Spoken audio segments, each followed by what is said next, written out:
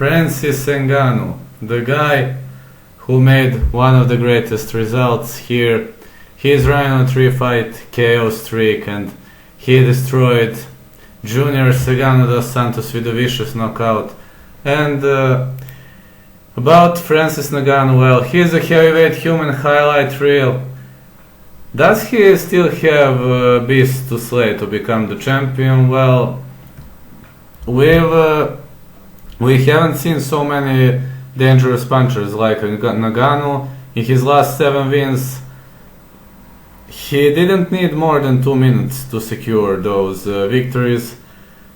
Take a look at Andrei Arlovsky, the rocket left shot uppercut against Alistair Overeem, Temple Masher against Curtis Blades, and the last night a new work to his over, the running man right hand against Junior Cigano dos Santos, who turned back and it landed here, straight here to the temple from the back. And I got to say, his last 3 matches didn't last more than 3 minutes, altogether more than 3 minutes. His career lived in GIFs, and Ngannou, well, his MMA highlight reel is close to fact, something hardly to dispute. I mean, he is making magic inside the octagon, and also similar like Cheng Soon Jung, Robbie Lawler, who creates unmatched intensity, Donald Cerrone and Tony Ferguson, who are certified wild men, but Ngannou, he is a KO artist. He brings the terror to the cage. When you look at him, you know the KO simply has to happen. I mean, if we exclude his bout against Derek Lewis, KO has to happen, it has to happen. He's able to seek and destroy from every angle. The more expected, the better.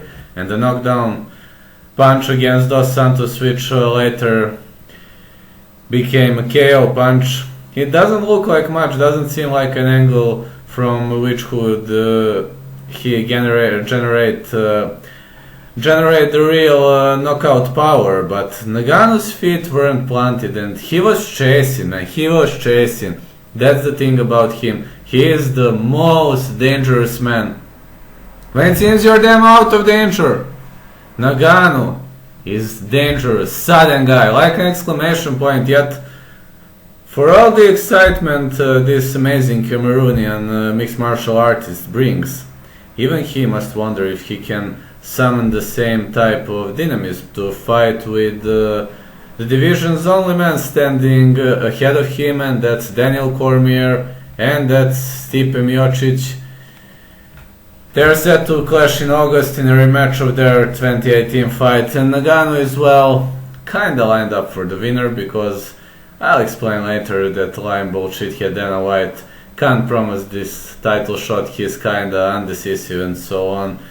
Miocic kinda dominated Ngannou for the first time because he was constantly taking him down, and Ngannou is not a ground guy. He outclassed him on the canvas, but Miocic mixed up his striking and takedowns. The challenger spent most of the fight either swinging at air or struggling to get up off his back, and it was the type of loss that will shake confidence to the core.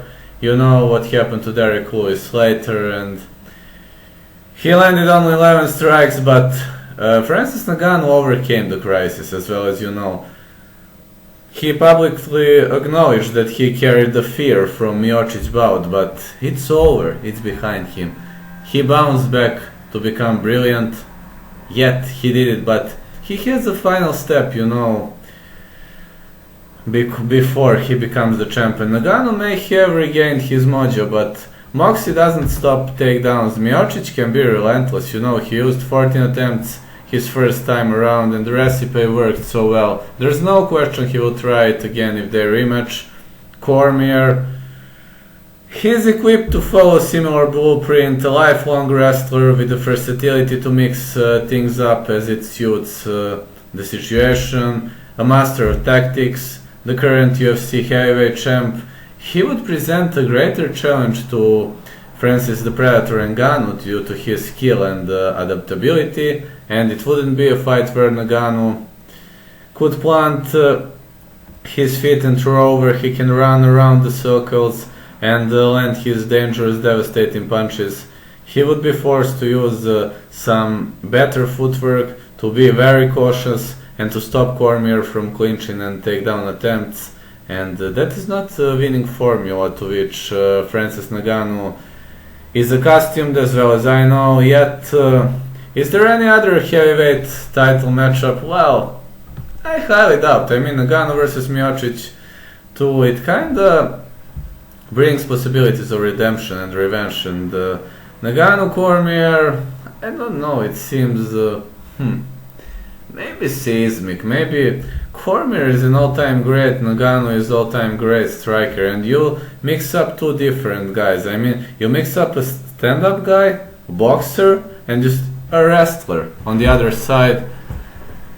I highly doubt it could result in a 25 minutes time, but you never know. I mean, you saw what happened against Stipe Miocic. Maybe it could just be a few seconds of electric delight. Either seems perfectly possible.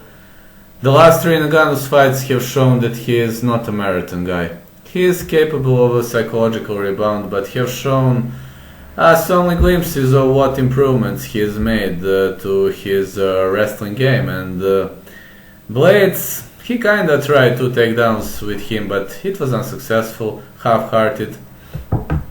The other one was made in a desperation. Velasquez also started going forward. His knee buckled, but also Ngannou punched him. He was quickly underhooked away.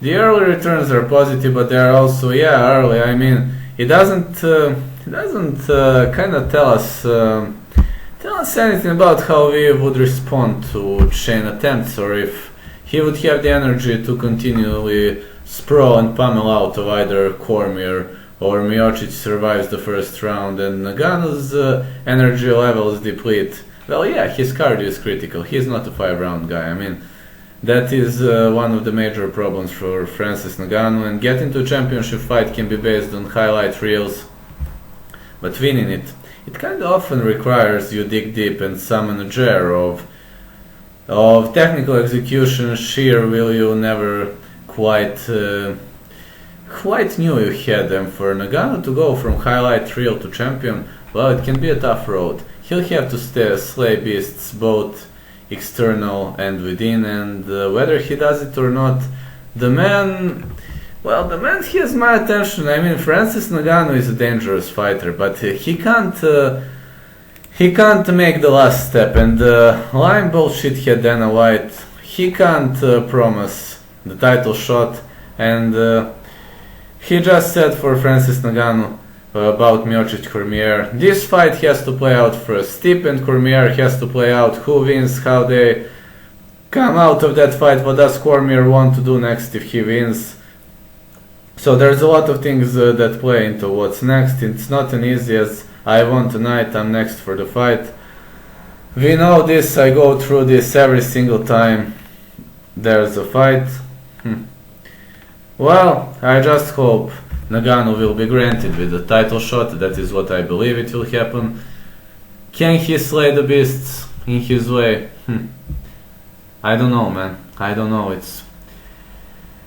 Even if Ngannou gets the title shot, he must stay away from his comfort zone, because Miocic and Cormier, they are elite wrestlers. On the other side, Francis Ngannou is an elite boxer. He just mustn't let them clinch up, pummel him, secure underhooks, or both underhooks in, and final word, he just mustn't let them take him down, or the bout will become critical, as much as I can say.